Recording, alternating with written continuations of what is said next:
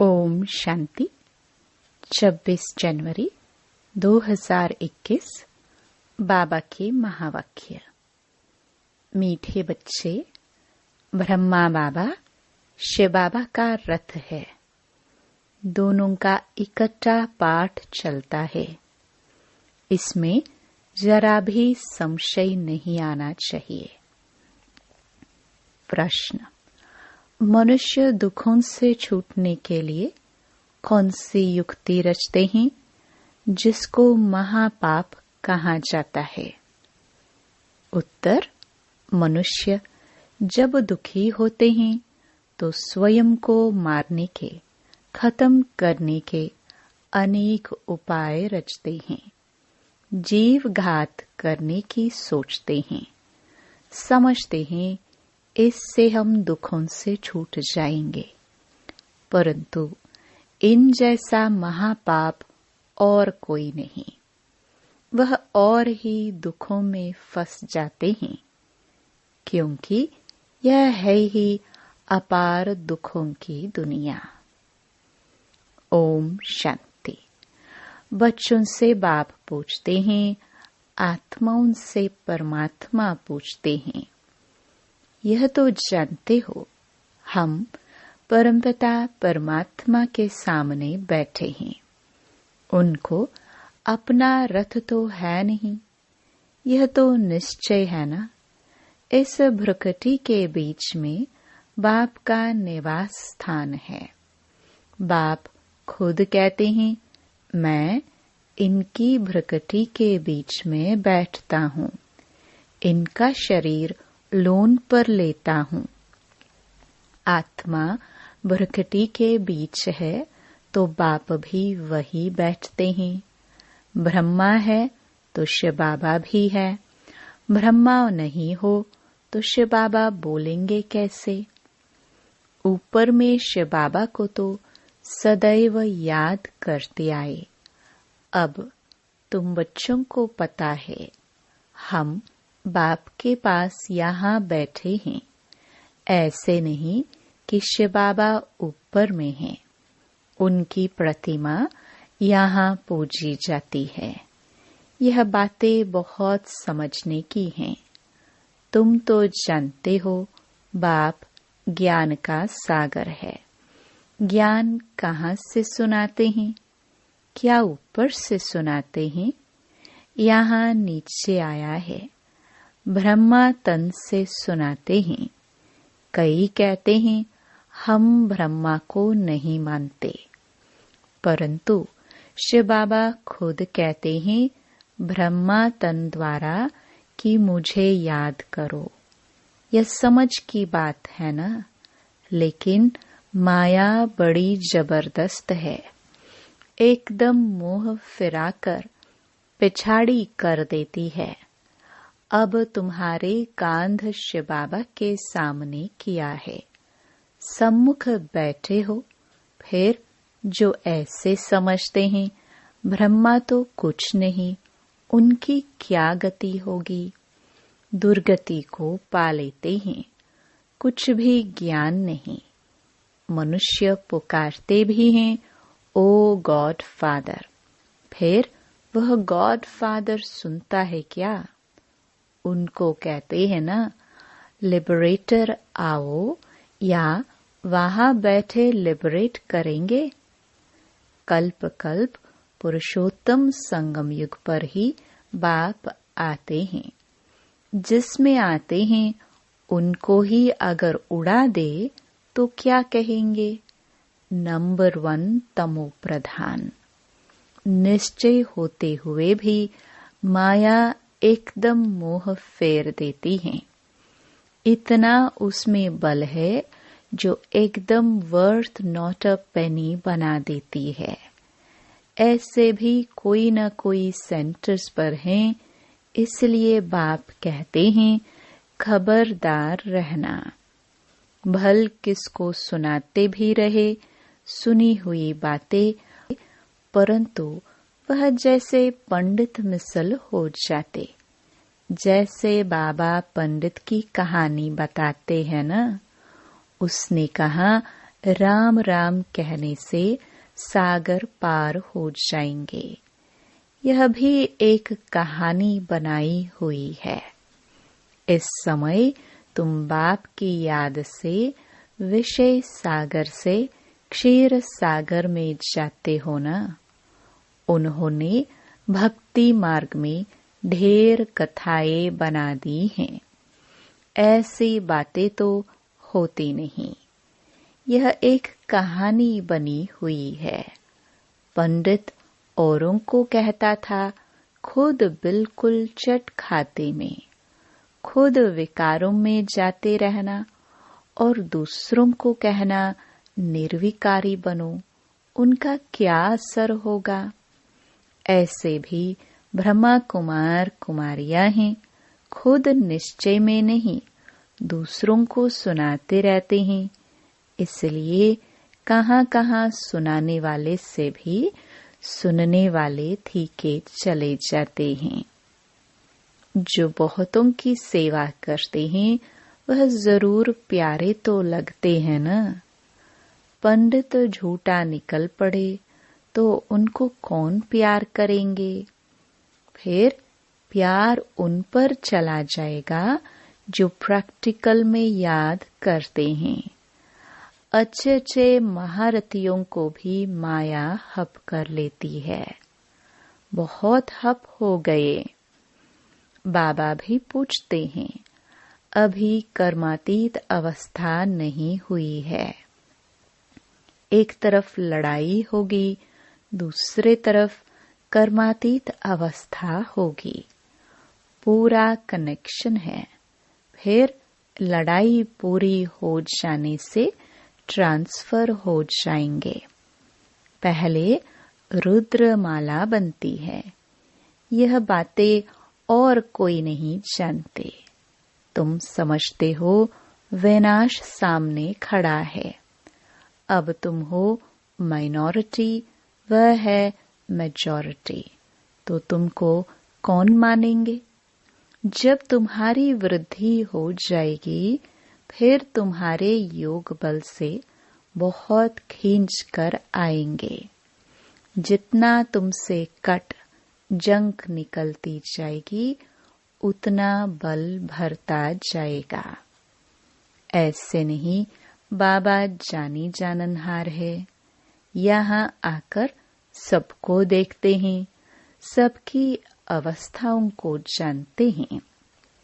बाप बच्चों की अवस्था को नहीं जानेंगे क्या। सब कुछ मालूम पड़ता है। इसमें अंतर्यामी की कोई बात नहीं। अभी तो कर्मातीत अवस्था हुई नहीं है। आसुरी बातचीत, चलन आदि सब प्रसिद्ध हो जाते हैं।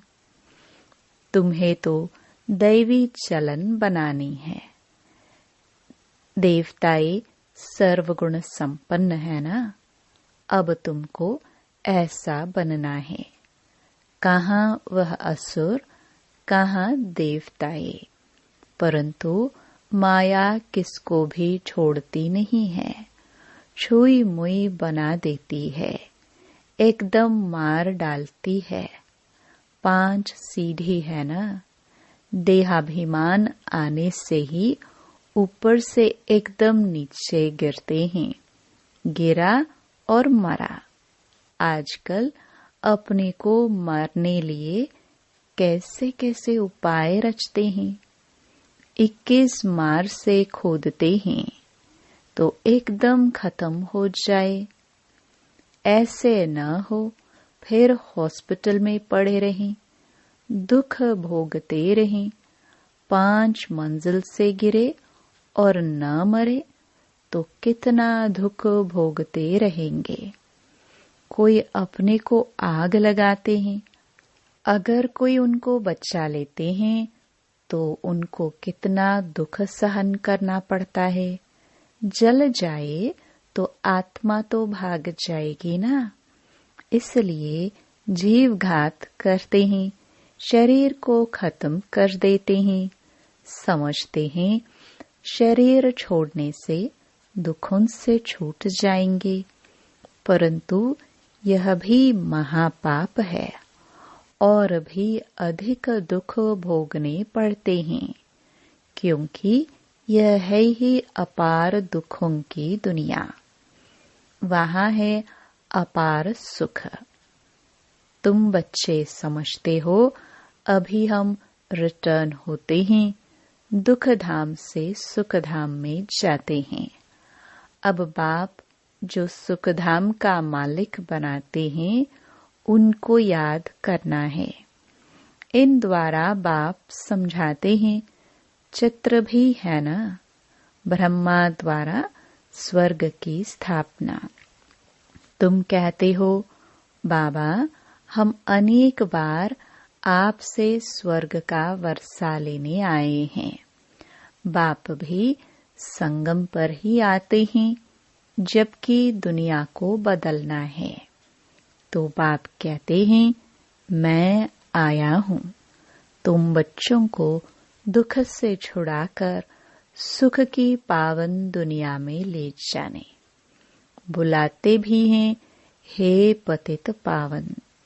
यह थोड़े ही समझते हैं कि हम महाकाल को बुलाते हैं कि हमको इस छीछी दुनिया से घर ले चलो। जरूर बाबा आएगा, हम मरेंगे तब तो पीस होगी ना। शांति शांति करते रहते हैं। शांति तो है परम धाम में, परंतु इस दुनिया में शांति कैसे हो जब तक इतने ढेर मनुष्य हैं। सतयुग में सुख शांति थी, अभी कलयुग में अनेक धर्म है। वह जब खत्म हो तब एक धर्म की स्थापना हो, तब तो सुख शांति हो ना। हाहाकार के बाद ही फिर जय जयकार होगी। आगे चल देखना मौत का बाजार कितना गर्म होता है। विनाश जरूर होना है। एक धर्म की स्थापना बाप आकर कराते हैं, राजयोग भी सिखाते हैं। बाकी सब अनेक धर्म खलास हो जाएंगे। गीता में कुछ दिखाया नहीं है। 5 पांडव और कुत्ता हिमालय पर गल गए। फिर रिजल्ट क्या? प्रलय दिखा दी है। जलमय भल होती है, परंतु सारी दुनिया जलमय हो नहीं सकती। भारत तो अविनाशी पवित्र खंड है। उसमें भी आबू सबसे पवित्र तीर्थ स्थान है, जहाँ बाप आकर तुम बच्चों के द्वारा सर्व की सद्गति करते हैं। दिलवाला मंदिर में कितना अच्छा यादगार है, कितना अर्थ सहित है, परंतु जिन्होंने बनाया है वह नहीं जानते हैं। फिर भी अच्छे समझो तो थे ना। द्वापर में जरूर अच्छे समझदार होंगे। कलयुग में होते हैं तमो प्रधान। द्वापर से फिर भी तमो बुद्धि होंगे। द्वापर से फिर भी तमो बुद्धि होंगे। सब मंदिरों से यह ऊंच है जहाँ तुम बैठे हो। अभी तुम देखते रहेंगे विनाश में होलसेल मौत होगा। होलसेल महाभारी लड़ाई लगेगी। सब खत्म हो जाएंगे। बाकी एक खंड रहेगा। भारत बहुत छोटा होगा। बाकी सब खलास हो जाएंगे। स्वर्ग कितना छोटा होगा। अभी यह ज्ञान तुम्हारी बुद्धि में है। कोई को समझाने में भी देरी लगती है। यह है पुरुषोत्तम संगम युग। यहाँ कितने ढेर मनुष्य हैं और वहाँ कितने थोड़े मनुष्य होंगे। यह सब खत्म हो जाएंगे। वर्ल्ड की हिस्ट्री, ज्योग्राफी रिपीट होगी शुरू से। जरूर स्वर्ग से रिपीट करेंगे, पिछाड़ी में तो नहीं आएंगे। यह ड्रामा का चक्र अनादि है जो फिरता ही रहता है। इस तरफ कलयुग, उस तरफ है सतयुग। हम संगम पर है, ये भी तुम समझते हो। बाप आते हैं, बाप को रथ तो जरूर चाहिए ना, तो बाप समझाते हैं। अभी तुम घर जाते हो, फिर यह लक्ष्मी नारायण बनना है, तो दैवी गुण भी धारण करने चाहिए। यह भी तुम बच्चों को समझाया जाता है। रावण राज्य और राम राज्य किसको कहा जाता है? पतित से पावन, फिर पावन से पतित कैसे बनते हैं? यह खेल का राज बाप बैठ समझाते हैं। बाप नॉलेजफुल बीज रूप है ना, चैतन्य है, वही आकर समझाते हैं। बाप ही कहेंगे, सारे कल्प वृक्ष का राज समझा, इनमें क्या क्या होता है? तुमने इसमें कितना पाठ बजाया है? आधा कल्प है दैवी स्वराज्य, आधा कल्प है आसुरी राज्य। अच्छे अच्छे जो बच्चे हैं, उन्हों की बुद्धि में नॉलेज रहती है। बाप आप समान बनाते हैं ना। टीचर्स में भी नंबरवार होते हैं। कई तो टीचर होकर भी फिर बिगड़ पड़ते हैं। बहुतों को सिखाकर फिर खुद खत्म हो गए। छोटे छोटे बच्चों में भिन्न भिन्न संस्कार वाले होते हैं। कोई तो देखो नंबर 1 शैतान, कोई फिर परिस्तान में जाने लायक। कई हैं जो न ज्ञान उठाते, न अपनी चलन सुधारते, सबको दुख ही देते रहते हैं। यह भी शास्त्रों में दिखाया है कि असुर आकर छिपकर बैठते थे। असुर बन कितनी तकलीफ देते हैं, यह तो सब होता रहता है। ऊंच ते ऊंच बाप को ही स्वर्ग की स्थापना करने आना पड़ता है। माया भी बड़ी जबरदस्त है। दान देते हैं, फिर भी माया बुद्धि फिरा देती है।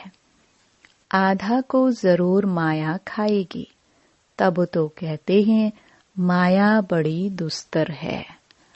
आधा कल्प माया राज्य करती है, तो जरूर इतनी पहलवान होगी ना। माया से हारने वाले की क्या हालत हो जाती है। अच्छा, मीठे मीठे सिखिलदे बच्चों प्रति मात पिता बाप दादा का याद प्यार और गुड मॉर्निंग। रूहानी बाप की रूहानी बच्चों को नमस्ते। धारणा के लिए मुख्य सार। पहला, कभी भी छुई मुई नहीं बनना है। दैवी गुण धारण कर अपनी चलन सुधारनी है। दूसरा, बाप का प्यार पाने के लिए सेवा करनी है, लेकिन जो दूसरों को सुनाते वह स्वयं धारण करना है। कर्मातीत अवस्था में जाने का पूरा पूरा पुरुषार्थ करना है। वरदान, मेहनत और महानता के साथ रूहानियत का अनुभव कराने वाले शक्तिशाली सेवाधारी भव। जो भी आत्माएं आपके संपर्क में आती हैं, उन्हें रूहानी शक्ति का अनुभव कराओ। ऐसी स्थूल और सूक्ष्म स्टेज बनाओ जिससे आने वाली आत्माएं अपने स्वरूप का और रूहानियत का अनुभव करें। ऐसी शक्तिशाली सेवा करने के लिए सेवाधारी बच्चों को व्यर्थ संकल्प, व्यर्थ बोल, व्यर्थ कर्म की हलचल से परे एकाग्रता अर्थात रूहानियत में रहने का व्रत लेना पड़े। इसी व्रत से ज्ञान सूर्य का चमत्कार दिखला सकेंगे।